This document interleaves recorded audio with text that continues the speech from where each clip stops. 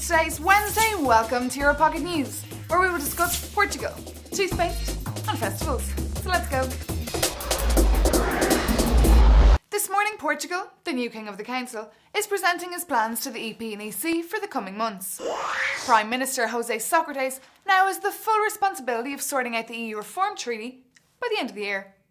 Portugal also aims to focus on energy innovation, migration and development, as well as strengthening relations with Brazil and Africa. With Brazil, things look okay, and they are to become strategic partners since last week's summit. But regarding Africa, there's been a bit of controversy. In brief, Portugal planned to invite Zimbabwean leader Mugabe to the EU-African summit at the end of the year. But he's banned from the EU because of his disrespect to human rights. But a summit with all African leaders is however mandatory to discuss the flood of illegal migration into the EU. The latter has to persuade African countries to look after their nationals, but only if we can help them with security training and economic development. So Socrates has his hands full. Let's hope he can manage them. France consumes the most cannabis in the whole of Europe. The French Observatory of Drugs and Toxics can reveal due to their latest study. According to them, 13 million French people between the age of 12 and 75 have consumed the drug at least once in their life. About 1 million smoke it on a regular basis, and experts predict that in 5 years that will increase by 5%.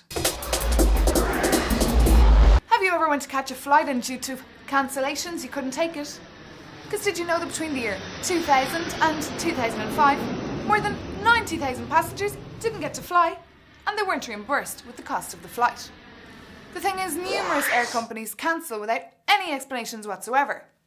So finally, the European Parliament has started to regulate the situation.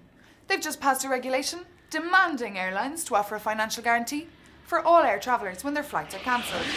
The economical aid should cover all the expenses of the travellers. So keep that in mind the next time you're in the airport and demand your right. What's the first thing that you do in the morning? Brush your teeth? With toothpaste?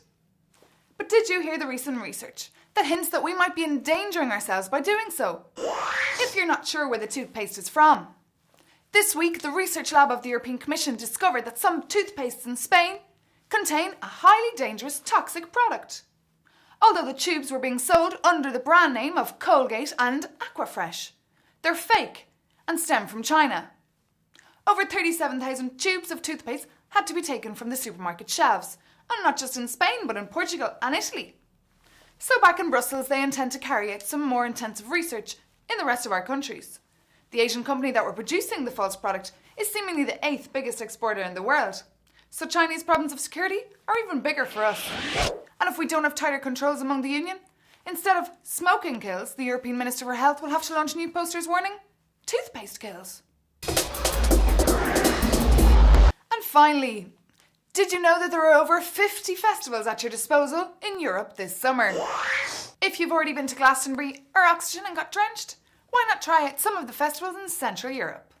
You can find the extensive list on the website of the European Talent Exchange Programme, which is an initiative that promotes European music and culture. They also offer you the opportunity to get up on stage and play live at one of Europe's best concerts next year.